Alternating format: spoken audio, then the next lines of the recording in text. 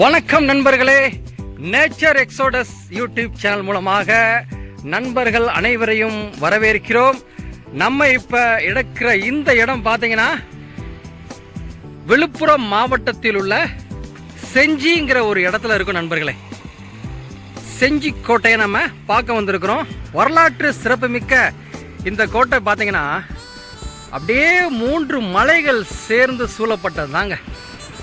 இப்போ நம்ம பார்த்துட்டு இருக்கிறது பார்த்தீங்கன்னா இதுதான் ராஜா கோட்டைன்னு சொல்கிறாங்க. அந்த மலைக்கு மேலே இருக்கிறது ராஜா கோட்டை. இந்த ரோட்டுக்கு அப்படியே நம்ம கடந்து வந்தோம்னா இந்த பக்கம் இருக்கிறது ராணி கோட்டைன்னு சொல்கிறாங்க நண்பர்களே. இப்போ நம்ம இரண்டையும் பார்க்க போகிறோம். இதோடைய வரலாற்றையும் நம்ம இப்போ தெரிஞ்சுக்க போகிறோம் நண்பர்களே. சரி, நம்ம வாங்க இப்போ உள்ளே போகலாம். இந்த பாதையை தான் நம்ம யூஸ் பண்ண போகிறோம். இந்த பாதை வழியாக அப்படியே மேலே ஏறி அப்படியே நம்ம என்ன செய்ய போகிறோம், அங்கே போக போகிறோம். வாங்க ஃப்ரெண்ட்ஸ், போகலாம்.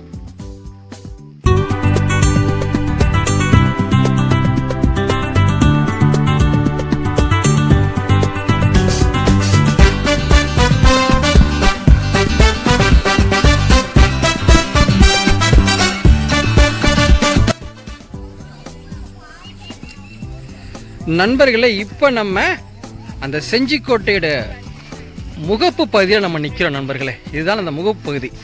இதற்கு மேலே தான் அந்த மலைக்கு மேலே ராஜா கோட்டை இருக்கிறது நண்பர்களே. இப்போ இந்த கோட்டையுடைய வாசலுக்கு இரு புறங்களையும் பார்த்தீங்கன்னா மிக நீண்ட ஒரு அகழி மாதிரி இருக்கும். இதுதான் பார்த்தீங்கன்னா எதிரிகள் வராத அளவுக்கு இந்த அகழி உருவாக்கப்பட்டது. இந்த மதிலை சுற்றி பாருங்கள், இது நடு வழி மேலே செல்றதுக்கு. இது இந்த பக்கம் அகழி. இது அப்படியே 3 புறங்களிலுமே அப்படியே சூழ்ந்து இது இந்த ரோடு அமைஞ்சிருக்கு. அதாவது அந்த காலங்களில் இந்த கோட்டை எப்படி நம்ம பாதுகாக்கணுங்கிறதுக்காண்டி கட்டி வடிவமைக்கப்பட்டது தான் இந்த செஞ்சிக்கோட்டை. இந்த செஞ்சிக்கோட்டையோட வரலாறை இப்போ நான் ஒவ்வொரு படியாக ஏறும்போது கொஞ்சம் கொஞ்சமாக நான் சொல்லிக்கொண்டே வருகிறேன் நண்பர்களே. சரி, நம்ம வாங்க இப்போ போகலாம்.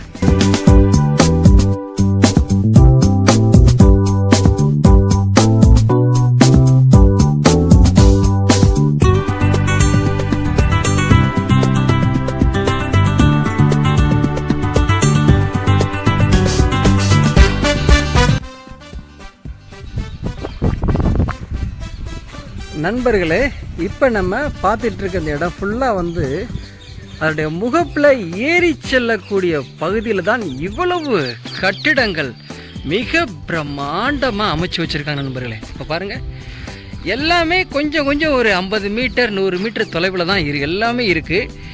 ஏகப்பட்ட சுற்றுலா நண்பர்கள் பார்த்தீங்கன்னா வெவ்வேறு மாவட்டங்கள்லேருந்து நிறையா வர்றாங்க நண்பர்களே. அதாவது இதோட ஹிஸ்ட்ரியை பார்க்க போனால் எப்படி சொல்கிறாங்க அப்படின்னா 1649 செஞ்சி நாயக்கர்களால் இது வடிவமைக்கப்பட்டதாக சொல்கிறாங்க. இது பார்த்திங்கன்னா 3 மலைக்கு நடுவில் தான் இந்த ராஜா கோட்டை அமைஞ்சிருக்கு நண்பர்களே.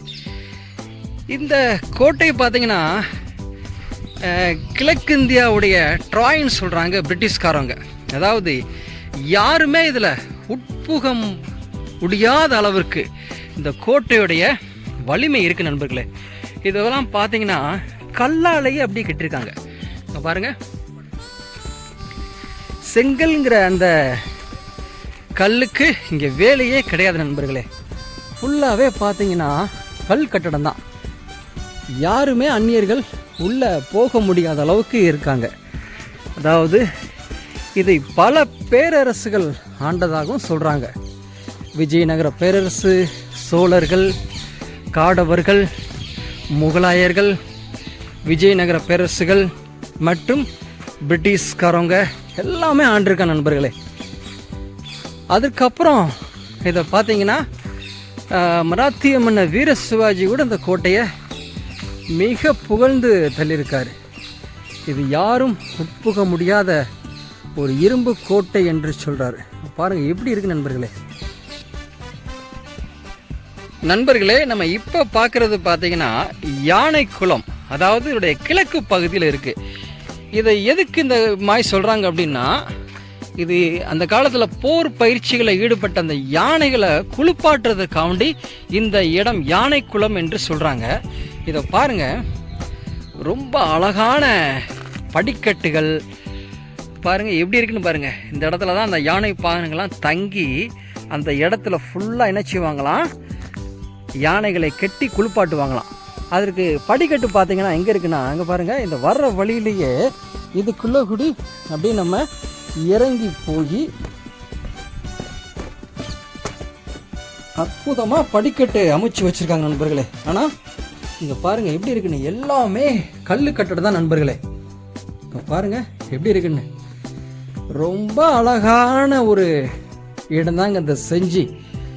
தமிழ்நாட்டில் வரலாற்று மிக்க ஒரு அற்புதமான பறந்து விரிந்த ஒரு இடம்னா அது செஞ்சின்னு தாங்க சொல்லலாம். அவ்வளவு சுத்தமாகவும் அழகாகவும் காணப்படுகிறது நண்பர்களே. பாருங்க எவ்வளவு நீட்டாக குட்டாக வச்சுருக்காங்கன்னு பாருங்கள் நண்பர்களே. இதுதான் அந்த யானை குளம் நண்பர்களே. நம்ம அடுத்து பார்க்கறது பார்த்தீங்கன்னா படிக்குளம் மற்றும் கல்யாண மகால். அந்த காலத்தில் அந்த படிக்குளம் என்று சொல்லக்கூடிய ஒரு பகுதியை தான் இந்த இடமா தேர்ந்தெடுத்திருக்காங்க. அதாவது நம்ம இப்போ காலத்தில் கல்யாண மகால்னு சொல்கிறோம் பார்த்தீங்களா, அந்த இடம். இது இப்போ பார்த்தீங்கன்னா இது உள்ள ஒரு பூட்டு போட்டிருக்கு நண்பர்களே. அதாவது உள்ள மராமத்து வேலை நடக்கிறதாகவும் அவங்க சொல்கிறாங்க. இதுக்குள்ளே நம்ம உள்ளே போக முடியாது பாருங்கள். ஃபுல்லாக வந்து கொஞ்சம் மராமத்து வேலை பார்க்குறாங்களாம். அதனால நம்ம இப்போ இதுக்குள்ளே போக முடியாது நண்பர்களே.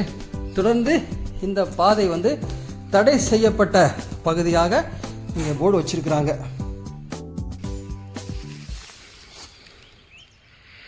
நண்பர்களே, இப்போ நம்ம பார்க்குறது பார்த்தீங்கன்னா இந்த ஒரு செவ்வக வடிவிலான இருக்கிற இந்த கல் கட்டடம் என்னன்னா, அந்த காலத்தில் இது சுற்றி உள்ள மக்களுக்கு இதை பறைசாற்றக்கூடிய ஒரு இடமாக இதை நியமிச்சிருக்காங்க.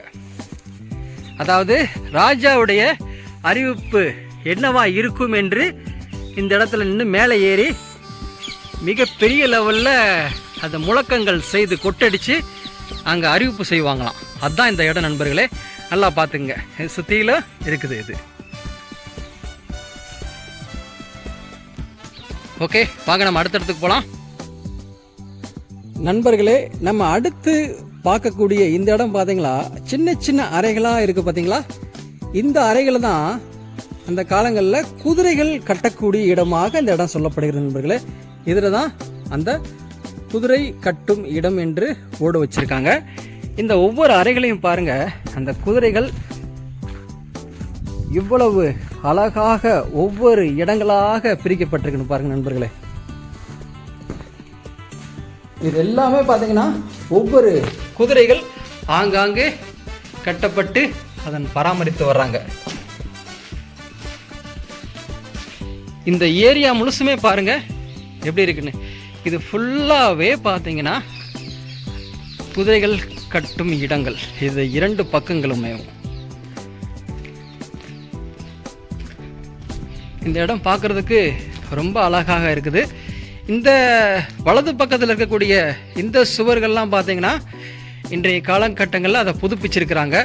ஆனால் இந்த வலது கை பக்கம் இருக்கக்கூடிய இந்த பகுதி எல்லாமே இன்னும் அந்த காலத்தில் இருக்கக்கூடிய கல் கட்டடம் எப்படி இருக்குமோ அதே போல தான் இன்னும் பல நூற்றாண்டுகளை கடந்து நிற்குது நண்பர்களே. இது ஒரு அருமையான ஒரு குதிரை கட்டும் இடமாக இந்த இடம் உள்ளது நண்பர்களே. நண்பர்களே, இப்போ நம்ம பார்த்துட்டு இருக்குது வந்து பார்த்தீங்கன்னா அகழ்வாய்வு செய்யப்பட்ட அரண்மனையோட வளாகம். அந்த வளாகம் தான் இது. எப்படி இருக்குன்னு பாருங்க.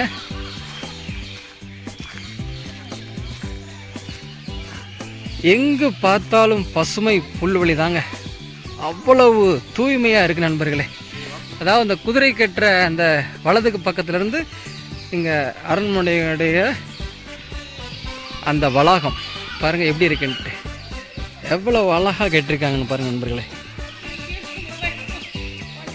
ஓகே, கீழே உள்ள பகுதியெல்லாம் முடிக்க போகிறோம். தொடர்ந்து இன்னும் 2-3 பகுதி இருக்குது. அதையும் பார்த்துட்டு நம்ம அப்படியே என்ன செய்ய போகிறோம், அந்த மேலே அந்த கோட்டைக்கு போக போகிறோம்.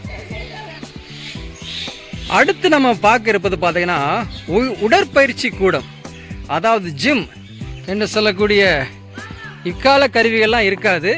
அந்த காலத்தில் எப்படி இருக்குங்கிறது தான் இந்த உடற்பயிற்சி கூடம் நண்பர்களே. அதற்கு முன்னாடி பார்த்தீங்கன்னா இந்த வாசலில் மிகப்பெரிய ஒரு பன்யான் ட்ரீயை பார்க்கலாம். பாருங்கள் எவ்வளவு அகலமாக அந்த ட்ரீ இருக்குன்னு, இந்த மரம் இருக்குன்னு பாருங்கள். இந்த ஆலமரம் பல நூற்றாண்டுகளை கடந்ததுன்னு சொல்கிறாங்க. இதுதான் அந்த உடற்பயிற்சி கூடம் நண்பர்களே. இப்போ இந்த உடற்பயிற்சி கூடத்துக்குள்ளே நம்ம உள்ளே போக போகிறோம். இங்கே எப்படி இருக்குன்னு பார்ப்போம். இந்த காலத்தில் உள்ள ஜிம்முன்னு நம்ம கேள்விப்பட்டிருக்கோம். அந்த காலத்தில் உள்ள உடற்பயிற்சி கூடம் பாருங்கள் எப்படி இருக்குன்னு தர. இன்றைக்குள்ள காலகட்டங்களில் மேட்டு தான் போட்டிருப்பாங்க. ஆனால் அன்னைக்கு பாருங்கள் ஃபுல்லாகவே கல் கட்டடம் தான் நண்பர்களே. இங்கே பாருங்கள் எப்படி இருக்குன்னு தர.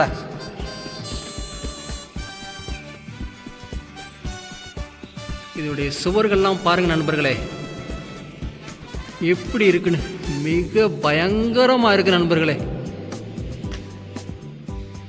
கிட்டத்தட்ட 50 அடி 60 அடிக்கு மிகாமல் இருக்கும் இந்த கட்டடம். இதுதான் அந்த உடற்பயிற்சி கூடம் நண்பர்களே. தொடர்ந்து வாங்க, நம்ம அடுத்த இடத்துக்கு போகலாம்.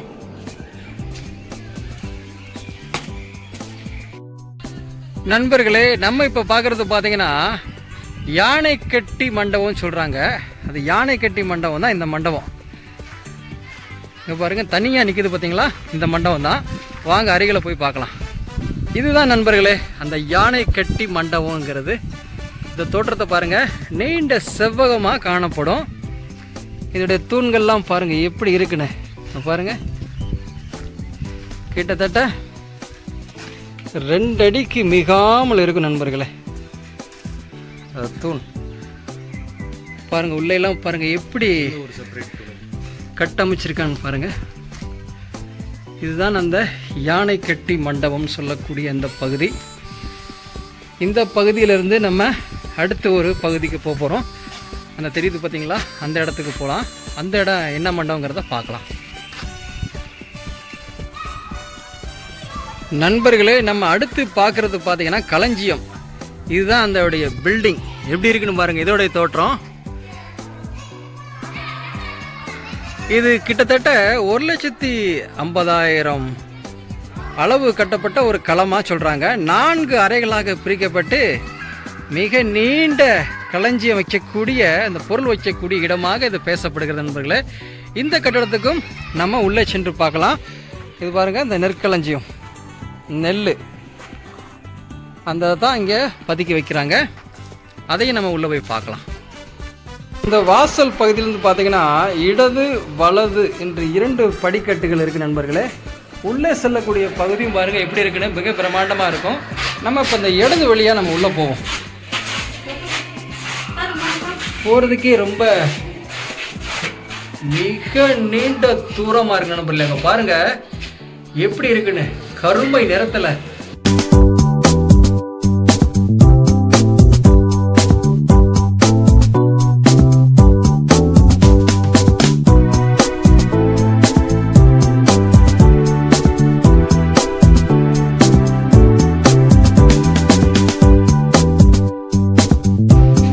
நண்பர்களே, நான் மேலே இருந்த படி காமிச்சேன் பார்த்தீங்களா, அந்த படிக்கு மேலே ஏறி போனால் அந்த மேலே தெரியக்கூடிய அந்த துவாரத்தில் இருந்தால் நெற்களஞ்சியங்களை ஃபுல்லாக இதில் கொட்டுவாங்களாம்.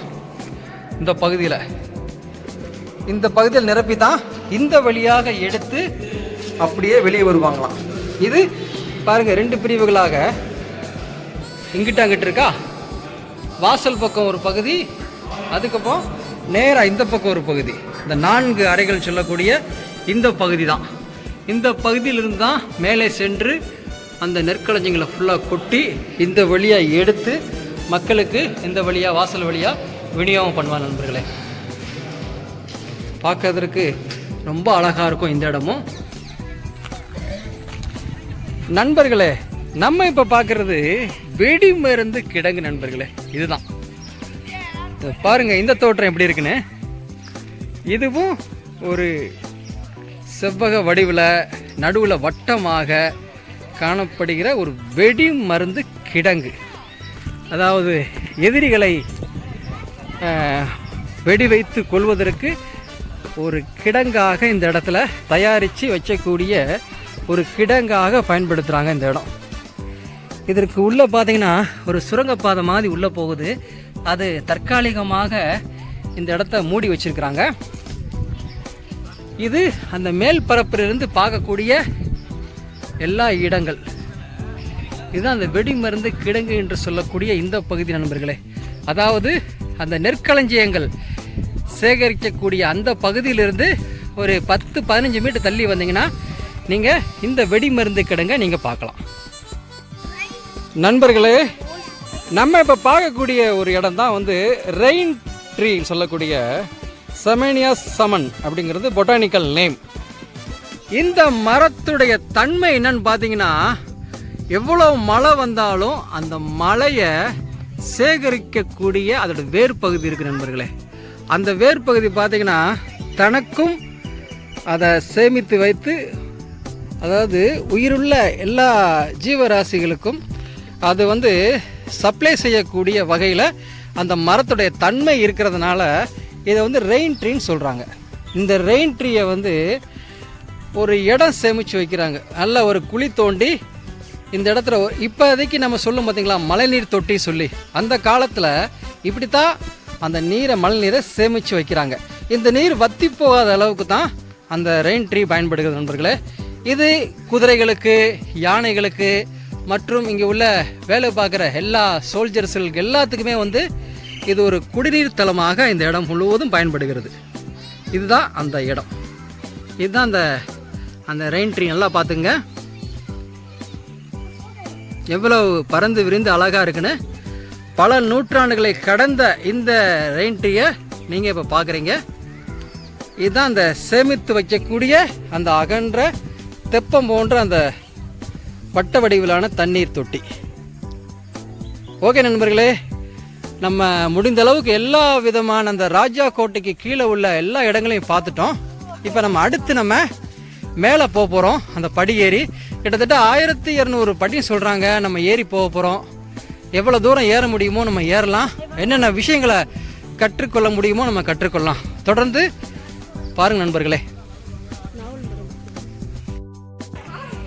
நண்பர்களே, நம்ம பார்த்தீங்கன்னா அந்த கீழ்த்தளத்துலேருந்து படி வழியாக நம்ம அப்படியே மேலேறி வந்திருக்கோம் நண்பர்களே. கொஞ்சம் கொஞ்சமாக வந்திருக்கிறோம்.